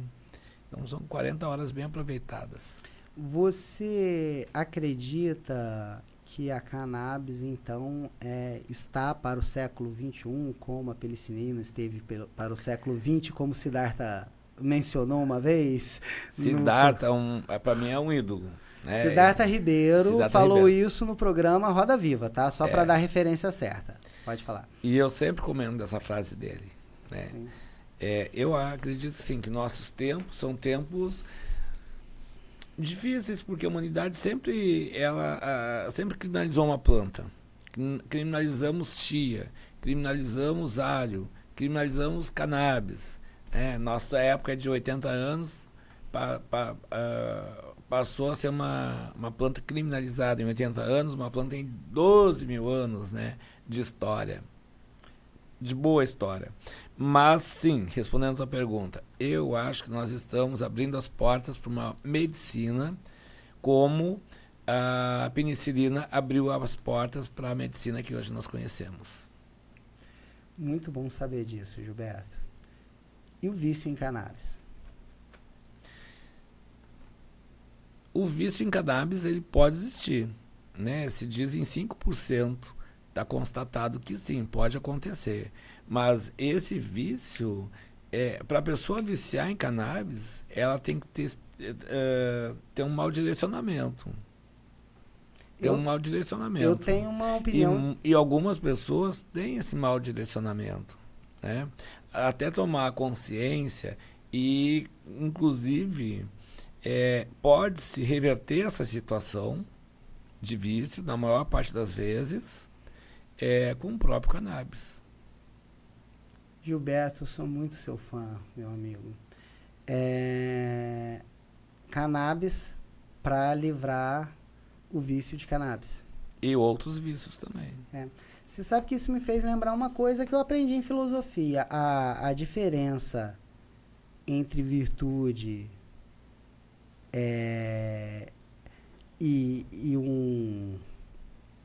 entre a virtude e um defeito é a falta de ou o excesso de. É tudo a linha de uma mesma coisa. Perde o equilíbrio. Então, em cannabis, você acredita que as pessoas que estão viciadas foram mal orientadas? Acredito que houve, sim, um passo equivocado nessa história. Equivocado. Agora, esse vício de 5%, né, porque tem os experimentadores e tem aquelas pessoas viciadas. Aquele que gosta de fumar e uma vez na vida. Três vezes por dia, ou então 30 vezes por dia. E todas essas questões, nós temos que pôr assim, dividir esses vícios e dizer... Pelo amor de Deus, o álcool vicia muito mais. Posso te falar uma coisa? O tabaco vicia muito mais. Mas vamos parar por aí. Não vamos justificar o que vicia mais. A cannabis vicia. A cannabis é um remédio, está para o século XXI, que a penicilina esteve para o século XX, tá? Mas a maioria dos seres humanos adultos, hoje, que estão viciados em cannabis começaram a usar cannabis durante a adolescência, tem conhecimento de causa. Começaram a usar cannabis durante a adolescência e sentiram um alívio muito grande mental. Eu, durante a minha adolescência, com a minha fritação, meu TDAH, tudo descontrolado, naquele frenesi, antes de eu começar a usar maconha regularmente, foi quando eu pesei 160 e tantos quilos durante a adolescência. Eu sempre fui um cara de extremos. Quando eu me convenci que usar cannabis era certo, fumado, eu passei a fumar 30 baseados por dia. Eu emagreci, mas eu passei a fumar 30 baseados por dia. Hoje, eu tenho 40 anos, eu sou um ser adulto. E durante o ano passado, eu recebi uma amiga com a filha dela para passar uns dias em casa. E eu vi muitas características de TDAH naquela criança. Eu estava com o meu medicamento, fazendo meu tratamento. Eu falei, poxa, vamos dar 2 gotinhas? A criança em 10 dias começou a ler e escrever. Ela tinha 10 anos e não suportava ir para a escola. Eu sei que em algum momento a cannabis me fez viciar nela, mas eu tenho certeza absoluta que a cannabis é um medicamento muito bom. Então hoje, você como ser adulto, saiba que fumar cannabis não é algo a se fazer como um ser humano adulto, tá? Nós somos exemplo para as nossas crianças. Nós devemos, como seres humanos, ser responsáveis com o nosso corpo, tá? E usar essa medicação da maneira correta. Não justifique o vício de fumar no vício de beber ou no vício do cigarro, ou seja, qual vício seja. Ser viciado não é bom. Cannabis é um remédio ótimo, mas ser viciado em qualquer coisa não é bom.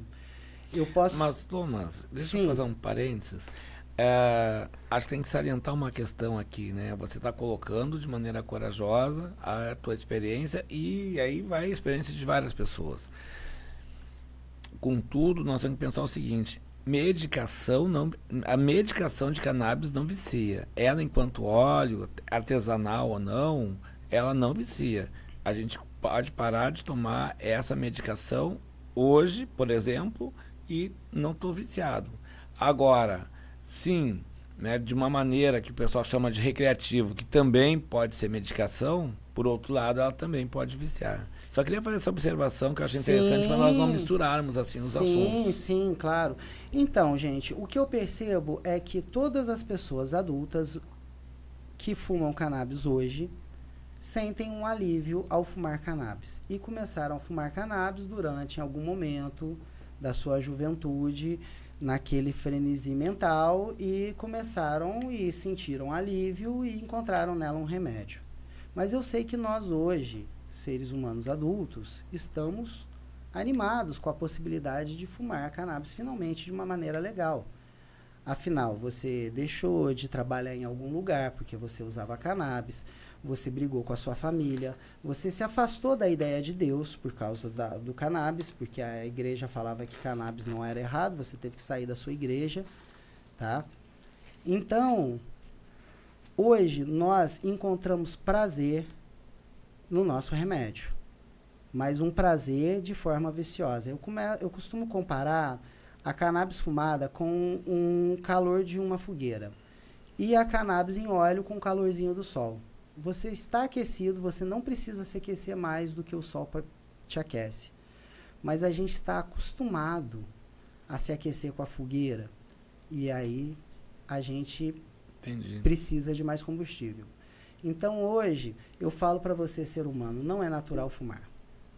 Não é natural fumar, não existe nenhuma planta, flor ou fruta que foi feito para fumar. A gente aprendeu a fazer isso em algum momento e hoje a gente fuma. Então, eu hoje ainda, depois que eu me reconheci como uma pessoa que necessitava de cannabis, eu corri atrás do meu tratamento de forma legal, me associei, tirei o meu laudo da Anvisa e fiz todos os passos que precisava. Mas agora que a cannabis está em vias de se liberar, lembre da sua responsabilidade como ser humano adulto dentro dessa sociedade e dê o exemplo para as crianças. Cresça como ser humano e pare de usar cannabis com cannabis, tomando óleo. Use cannabis da forma medicinal, do jeito que a gente deveria ter aprendido desde a infância, desde a época que eu tinha dificuldade de aprender a ler e eu cresci sem ler livros, acreditando que eu não sabia, que não gostava de ler, tá? Então, cada dificuldade social por ser um viciado em cannabis e cada dificuldade mental por não estar com o meu remédio, eu acho que a gente pode solucionar tudo isso com essa liberação, estando e sendo exemplo na nossa comunidade. Eu gostaria de falar isso porque eu estou com o propósito de agora só usar cannabis via de óleo, tá? E como ser humano deve ser um ser responsável e eu a vida inteira sofri com o ato de ser viciado em cannabis, restaurantes que eu não posso ir, lugares que eu não posso frequentar, enfim.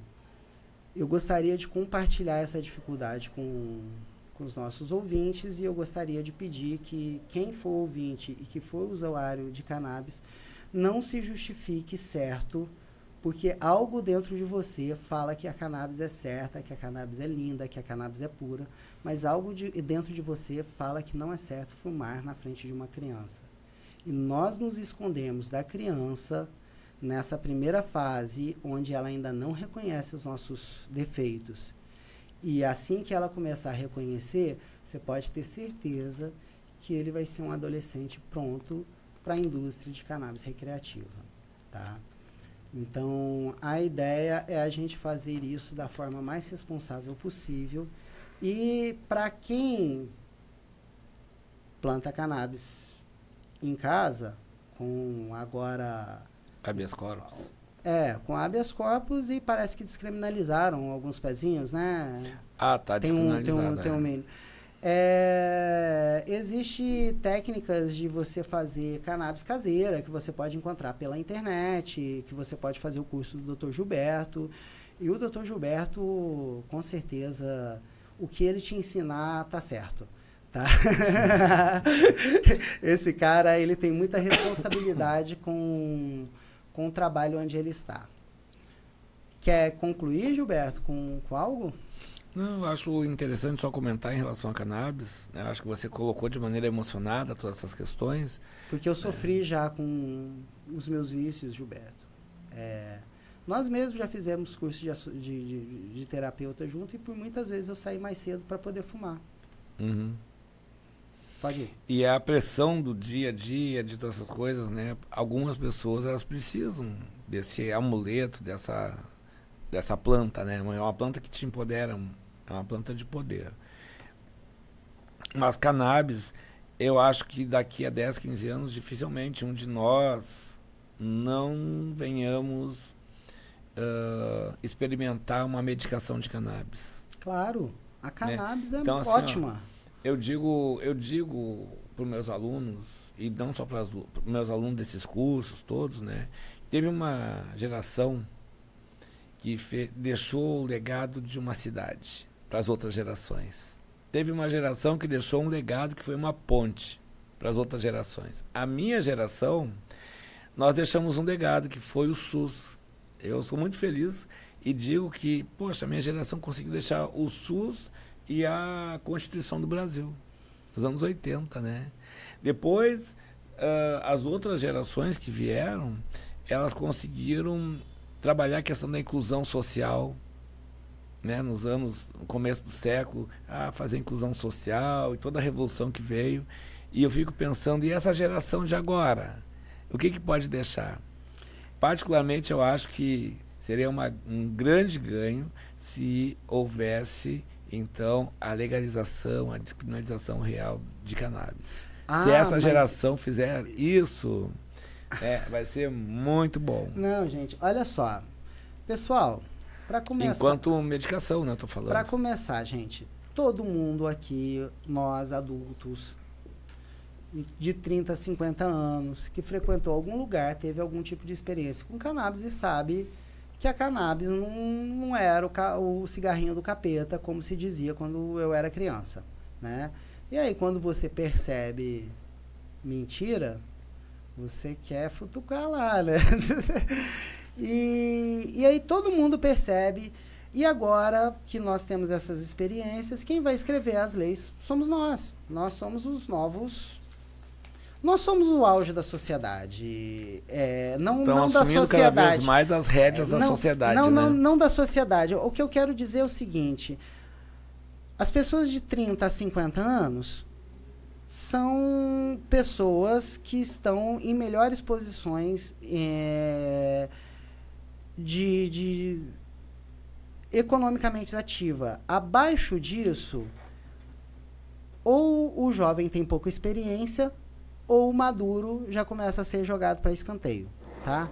De 30 a 50 anos, nós temos a população economicamente ativa, tá?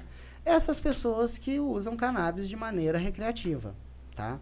Essas pessoas detêm a economia do Brasil, tá bom? Essas pessoas, elas podem pagar por cannabis recreativa. E logo, quando for liberada, elas vão pagar e com muito prazer, tá? Vão usar cannabis recreativo com muito prazer. E a cannabis medicinal, que hoje está na mão das associações de forma, não vou falar caseira, porque é uma forma muito responsável que cada associação faz. Mas, assim, de forma ambulante, né? Tá pelas associações. Hoje, no momento, quem detém poder de fazer o remédio é a associação e a grande indústria. Logo, quando for liberada, eu tendo a acreditar que eles vão querer tirar o poder das associações. Eu tendo a acreditar que a associação não vai poder vender remédio de cannabis, porque agora vai ter remédio de cannabis na farmácia. Eu tenho medo que o remédio de cannabis fique 400, 500, 600 reais e a criança continue não tomando e a criança seja um adolescente que vai ter admirado o pai que fuma e a criança vai ser um ótimo cliente para a crescente indústria recreativa do cannabis. Então, eu acredito que existe sim, como Platão diz, uma ideia perfeita relacionada à liberação da cannabis. E a ideia perfeita é a gente poder usufruir da medicina, tá? Tendo a consciência humana que nós devemos ser exemplo, tá? Para que daqui a pouco as gerações futuras não transformem a cannabis o que foi o cigarro na década de 80 e 90, tá? Eu tenho muito respeito pela planta que me ajudou a sobreviver enquanto eu não sabia o que era viver, tá?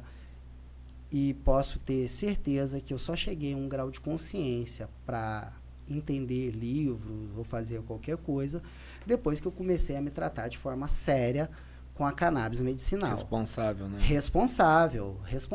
Você nunca experimente uma cannabis que não seja feita de forma responsável. Por favor, gente. Eu já passei por muitos problemas relacionados à proibição, tá? E hoje eu quero que todas as crianças, todos os adultos, todos os idosos tenham direito de usar cannabis da forma que lhe couber e que tenha a consciência de usar a cannabis da melhor forma para o seu corpo.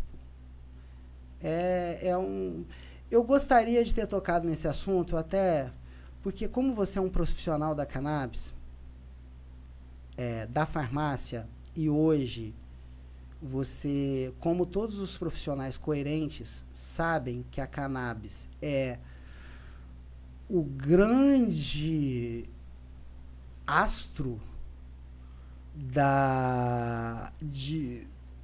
do nosso organismo. São mais de 200 doenças que sugerem que a cannabis seja eficiente, Gilberto. É incrível, parece... Que é isso? Parece aqueles lixir de charlatão, né? Poxa, o negócio cura a fibromialgia. Não, ajuda a fibromialgia. É Parkinson. Não, ajuda em Parkinson. Ah, tratamento de câncer. Ajuda sim. Ah, criança com autismo. Ajuda. TDAH. Ajuda. Poxa, o negócio terapia, é de Deus. É uma terapia experimental. E a gente pode pensar que é uma panaceia, porque ajuda tudo, né? Mais de 200. O que é isso? Mas na realidade, essa maravilha da natureza, ela é tão ampla assim, o espectro dela, porque ela trabalha nos problemas de mitocôndria, nos problemas de membrana celular. Então, por exemplo, uma doença que é um problema de membrana celular, vamos ver aqui, diabetes. Cannabis, ela ajuda muito no diabetes. Por exemplo. Imunidade, né? Eu já ouvi falar. Sim, porque lá no nosso sistema imune, nós temos os receptores, né? CB1, CB2, tem toda a questão do sistema endocannabinoide. E de qualquer maneira, assim, para encurtar o assunto, como que cannabis ajuda tudo isso? Como? Ela busca o ponto de equilíbrio aonde não está acontecendo equilíbrio no nosso organismo.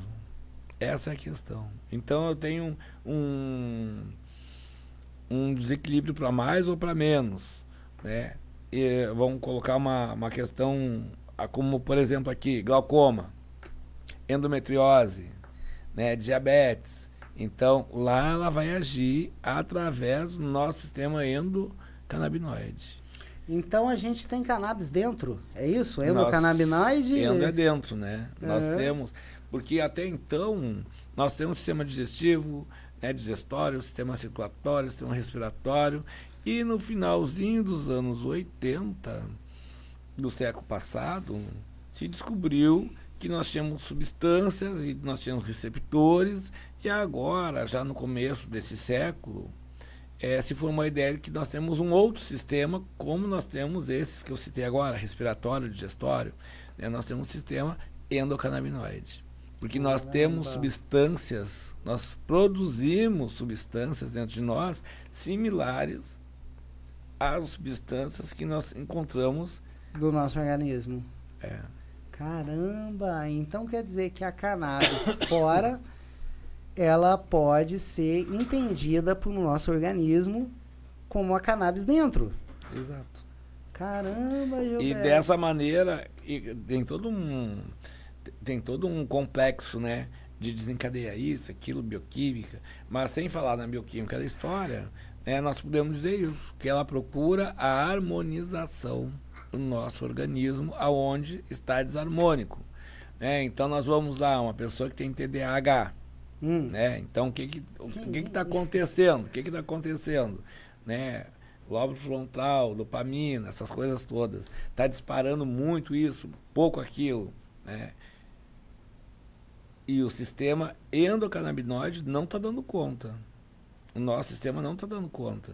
Então o que a gente faz? A gente pede ajuda a uma planta, né, que é a cannabis, e ela vem como medicinal, e ela vem e atua, porque as substâncias de cannabis, elas são muito próximas às nossas anandamidas que nós temos aqui dentro de nós, que também são substâncias canabinoides.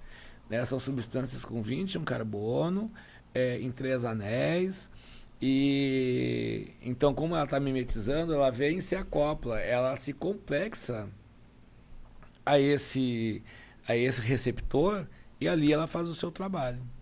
O seu trabalho de quê? Simplificando, de harmonizar aquela questão. Eu, em sala de aula, nesses cursos que eu estou falando, que eu digo para os meus alunos, que eu digo isso, para esses cursos, eu digo o seguinte: vamos pensar numa coisa. Está acontecendo um problema sério, né? Está descarregando muito dopamina.